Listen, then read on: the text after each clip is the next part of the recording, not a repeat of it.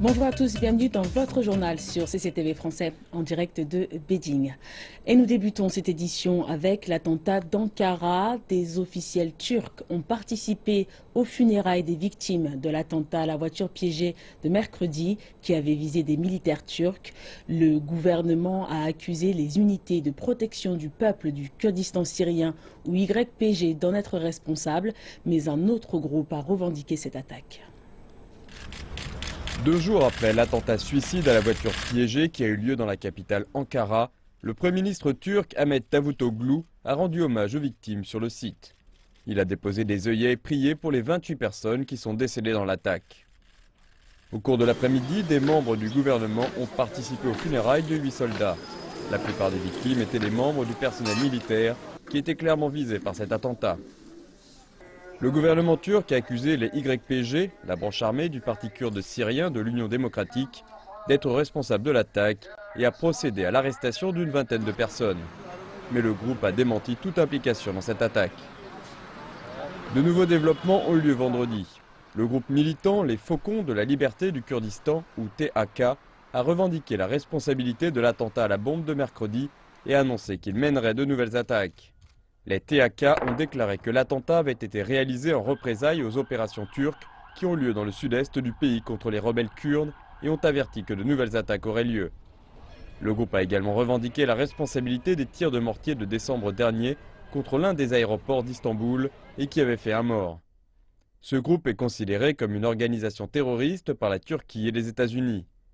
Le gouvernement turc n'a pas encore réagi à cette annonce.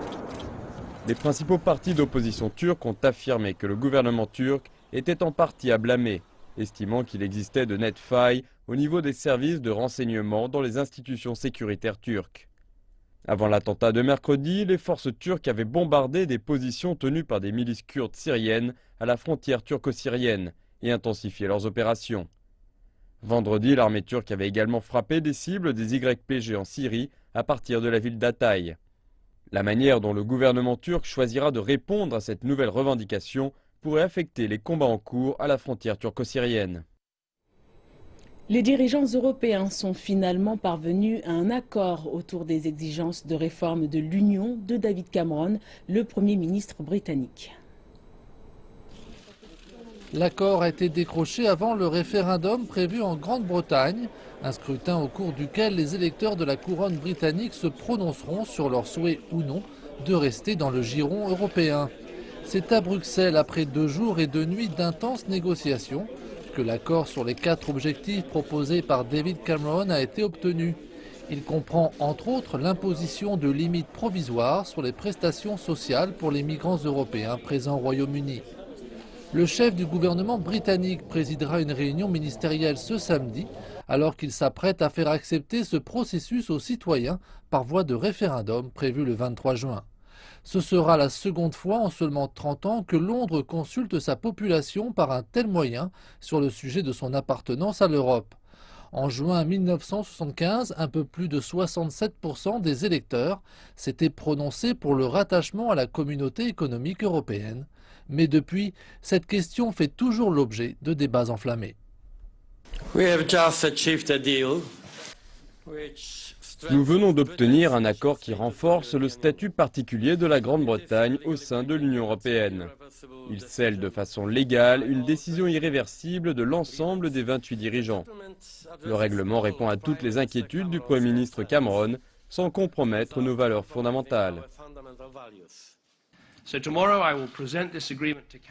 Demain, je présenterai cet accord au cabinet et lundi, je ferai un discours au Parlement et débuterai le processus, en vertu de notre loi référendaire européenne, de tenir un référendum sur la question de l'adhésion du Royaume-Uni à l'Union européenne.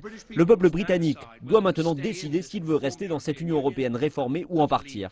Ce moment qui n'arrive qu'une fois marquera la destinée de notre pays. Ces pays qui souhaitent intégrer davantage leur économie seront capables de le faire. Nul ne peut les en empêcher. L'accord d'aujourd'hui ne fait planer aucun doute sur le fait que l'euro est la monnaie de notre Union et sur la poursuite du renforcement de notre Union économique et monétaire.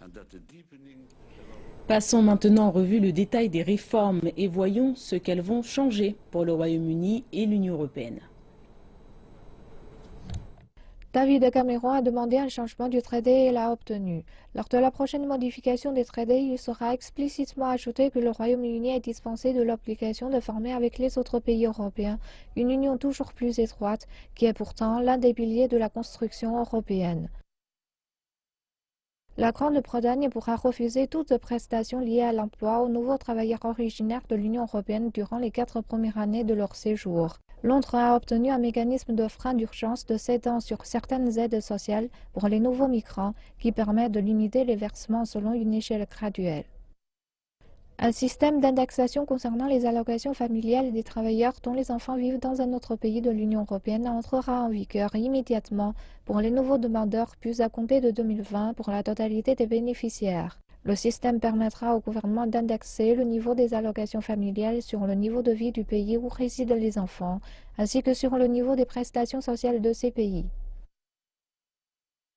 L'accord souligne également le besoin de faire jeu égal en matière de régulation financière et bancaire pour protéger les pays situés dans et en dehors de la zone euro. Il accorde à la Grande-Bretagne le droit de superviser les institutions financières et les marchés pour préserver la stabilité financière. Mais cela devra se faire sans préjudice au droit de l'Union européenne d'agir afin de protéger la stabilité financière.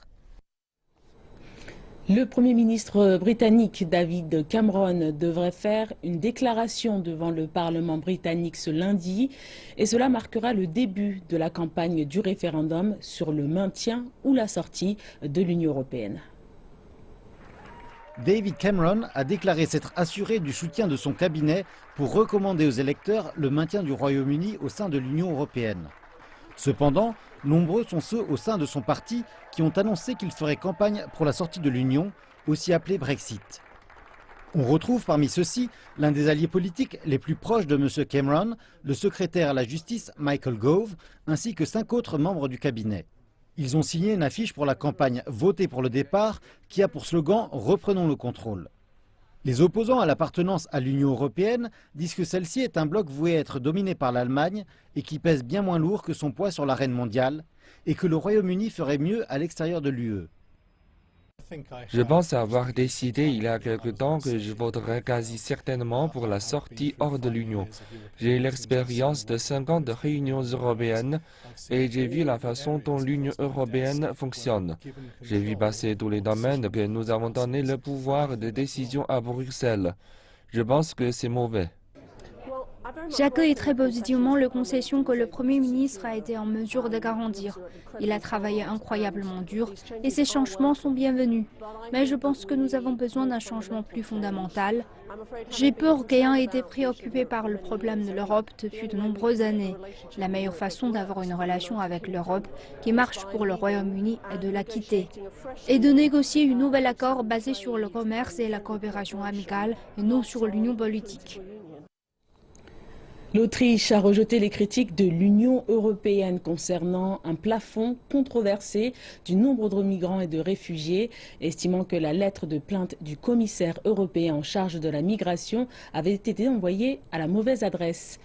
Vendredi, l'Autriche a décidé de plafonner les demandes d'asile quotidiennes.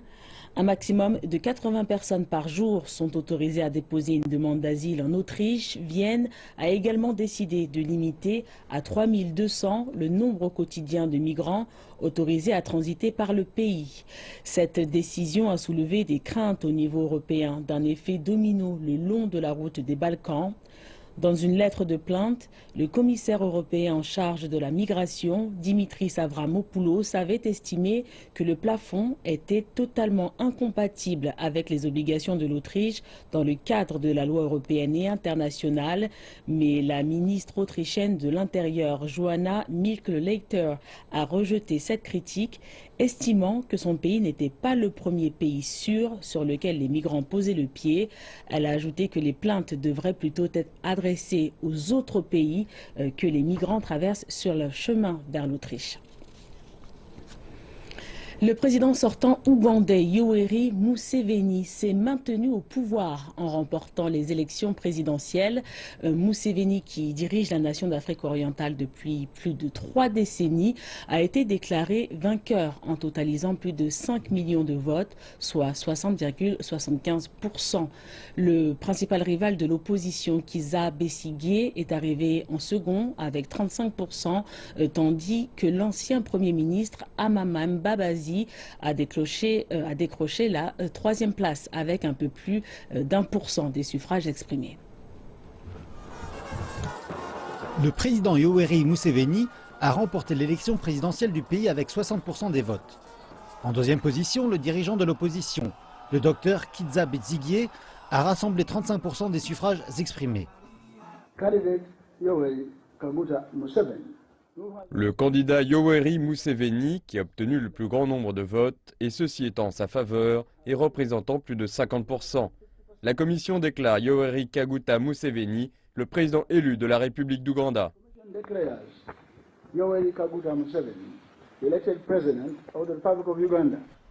Cependant, l'opposition du pays a rejeté les résultats de la commission électorale en dénonçant un trucage de l'élection.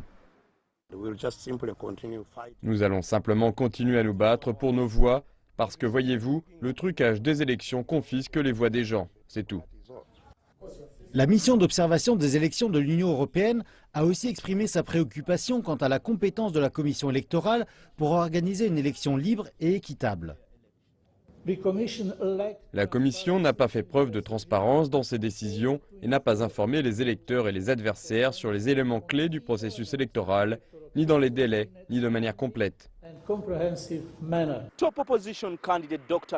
Le principal candidat de l'opposition, le docteur Kizza Besigye, a été placé en résidence surveillée après l'élection. Il en appelle à un audit indépendant sur les résultats du scrutin présidentiel. Cependant, cette victoire procure au président Museveni un 5e mandat, faisant de lui l'un des dirigeants africains en exercice qui se maintient le plus longtemps au pouvoir.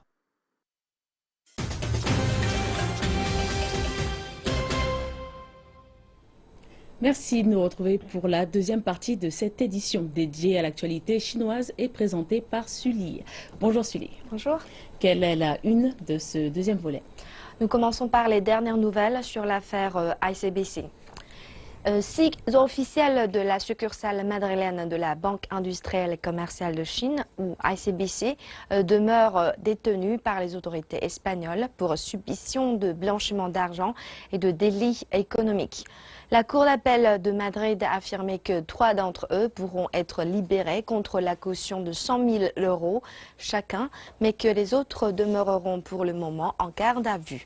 La banque ICBC a déclaré aux médias que la branche madrilène coopérait avec la police locale dans l'enquête. Un responsable de la banque a dit que l'enquête sur l'affaire se poursuit et qu'aucune inférence de culpabilité ne devrait être faite en l'absence de verdict. Ce responsable a ajouté que ICBC se garde le droit de poursuivre judiciairement toute calomnie. Le ministère chinois du Commerce a indiqué que les investissements de la Chine à l'étranger avaient connu une forte hausse en janvier, conformément à la tendance de ces 2 dernières années. De la construction d'autoroutes en Afrique aux raffineries au Moyen-Orient, la Chine a bouleversé le paysage de l'investissement mondial. Le ministère chinois du Commerce a déclaré que les investissements directs non financiers avaient en janvier augmenté de 18,2% en glissement annuel à 12 milliards de dollars. Cette croissance est quasiment 3 fois plus élevée que le mois précédent. Et le volume total des investissements à l'étranger dépasse quant à lui le millier de milliards de dollars. Si les investissements de la Chine dans les domaines de l'énergie et des ressources naturelles sont de notoriété publique, on connaît moins leur rôle dans les projets intensifs en technologie, tels que les équipements électroniques, la médecine et le secteur automobile. Par ailleurs, la nature des investissements entrant en Chine a également changé, en raison de la mutation de l'économie chinoise, dont la consommation devient le moteur. Il s'agit d'un énorme changement structurel. La plupart du capital étranger était ces dernières années consacré à la manufacture, puis au secteur immobilier. Mais ces dernières années, il s'est tourné vers les services et les secteurs de haute technologie. 64% du capital a été investi dans ces deux secteurs en 2014 et en 2015, c'était 70%. La Chine a de plus conservé en 2015 son rôle de destination privilégiée des capitaux étrangers, avec 126 milliards de dollars d'IDE, soit 5,6% de plus que l'année précédente. La Banque populaire de Chine a annoncé qu'elle réaliserait ses opérations d'open market chaque jour travaillé, alors qu'auparavant, ces mouvements ne se faisaient que les mardis et jeudis. Voyons ensemble les implications que ce changement signifie. Cette modification signifie que la Banque centrale sera capable de répondre plus fréquemment aux fuites de liquidités du marché. D'après les analystes, cette nouvelle réglementation permet à l'institution bancaire de travailler de façon plus rapprochée avec le marché. Cependant, ces opérations quotidiennes ne signifient pas nécessairement un accès plus facile au financement. Alors que la Banque populaire de Chine s'attache à consolider ses politiques monétaires par des actions telles que des opérations de marché quotidiennes et autres outils permettant d'ajuster la structure économique, cela ne signifie pas l'avènement d'une période de tolérance. Il ne s'agit que d'outils. La Banque populaire de Chine a recours à un outil moderne pour réaliser des ajustements plus précis. L'objectif principal de la Banque populaire de Chine reste la stabilité de sa politique monétaire, l'abaissement des coûts financiers et le développement de l'économie réelle. Mais ce n'est qu'une partie de cette nouvelle qui retient l'attention des marchés des capitaux. Bloomberg fait savoir que le taux de couverture de la provision pour créances douteuses sera réduit à 120%, ce qui signifie que les banques auront plus de fonds à investir. Sans pour autant démentir ces allégations, la Commission chinoise de régulation bancaire a répondu à cette position en disant qu'il n'a pas été fait état de mise à jour sur la réglementation en vigueur. Au cours du quatrième trimestre 2015, le taux de créances douteuses des banques commerciales se situe autour d'1,67%. D'après les calculs de Wouwen, dans le cas où le taux de créances douteuses se maintient autour de 2% cette année, une réduction du taux de provision, comme indiqué, signifierait que des fonds additionnels d'une valeur de 150 milliards de yuan seraient injectés sur le marché. La pression de gain sur les banques commerciales sera amoindrie et cela contribuera à stabiliser la performance de certaines banques qui souffrent de la pression des provisions pour risque. En outre, les indicateurs d'activité tels que le ratio d'adéquation du capital des banques commerciales seront plus élevés, ce qui permettra leur développement commercial. Si le taux de provision pour risque réduit, davantage de fonds seront créés pour couvrir les créances douteuses. Les banques commerciales représentent autour de 180% de créances douteuses estimées, soit environ moitié moins qu'en 2014. Le taux était cependant encore beaucoup plus élevé que l'objectif du gouvernement fixé alors à 150%. Mais Wouwen explique que la raison est que les profits des banques ont été plus élevés afin que ces dernières puissent facilement mettre plus d'argent dans les provisions pour créances douteuses. Pouvoir recevoir des soins médicaux de qualité est un droit universel dans une société développée. Mais ce n'est pas encore le cas à Beijing, où certains hôpitaux ont été reconnus coupables d'entente avec des parties tierces. Ceci a suscité une controverse sur la distribution et l'utilisation des ressources médicales publiques.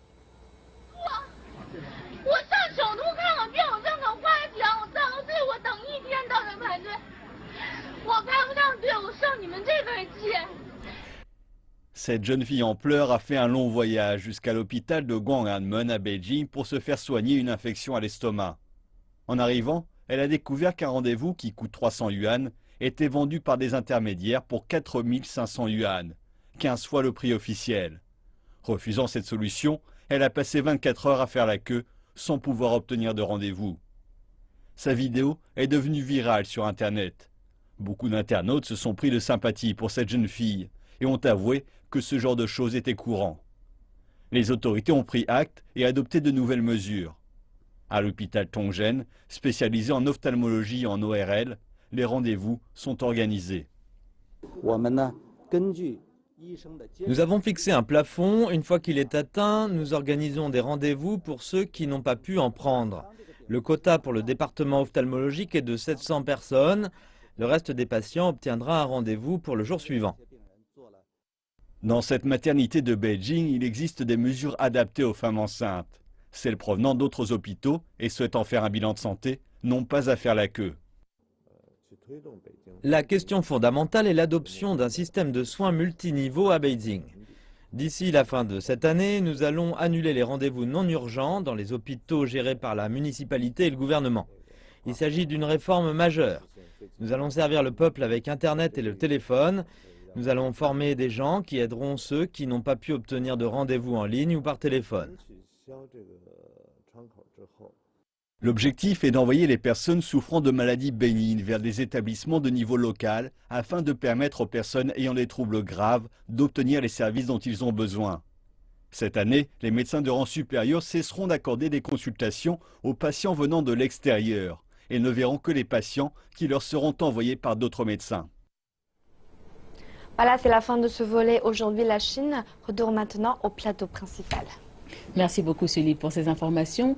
Nous poursuivons avec les festivités du Nouvel An chinois qui approchent de leur fin ce week-end en Nouvelle-Zélande avec la fête annuelle des lanternes d'Auckland.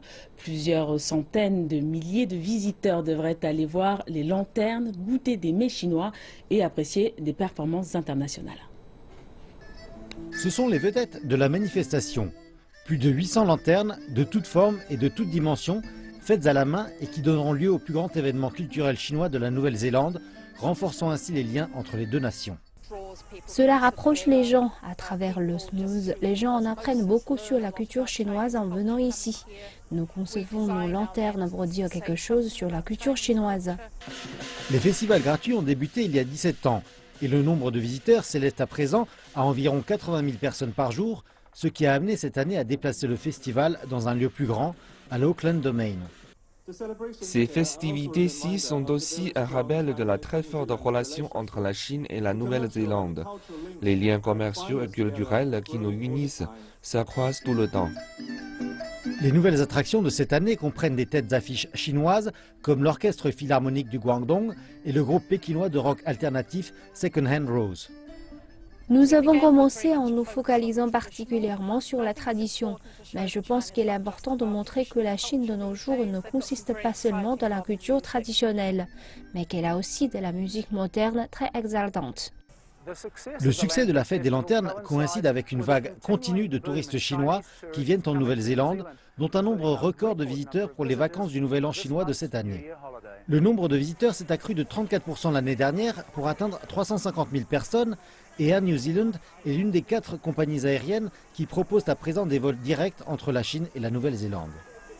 La Nouvelle-Zélande a bénéficié d'une très bonne relation avec la Chine, à la fois sur les plans économiques et culturels, et nous nous attendons à ce que cela croisse et nous jouerons notre rôle en aidant à cette croissance. Et le profil des touristes chinois est en train de changer rapidement. Ils restent plus longtemps et dépensent davantage. Les touristes chinois contribuent à présent à l'économie à raison de plus d'1 milliard de dollars, ce qui permet au tourisme d'être le principal bénéficiaire à l'exportation de la Nouvelle-Zélande. Il s'agit véritablement du futur de la Nouvelle-Zélande et d'être capable d'avoir une relation forte avec la Chine à l'avenir. Qui plus est, le nombre de voyageurs indépendants qui se déplacent par eux-mêmes a presque doublé ces 2 dernières années à 31%. Je pense qu'ils cherchent à s'imprégner du mode de vie des Néo-Zélandais et qu'ils ont un intérêt immense pour notre culture. Et avec la fête des lanternes qui devrait être encore plus grande l'année prochaine, ici l'on espère que davantage de touristes chinois seront tentés de profiter de ce que la Nouvelle-Zélande a à leur offrir. Et c'est la fin de cette édition. Merci de nous avoir suivis. Excellente suite de programmes sur CCTV Français.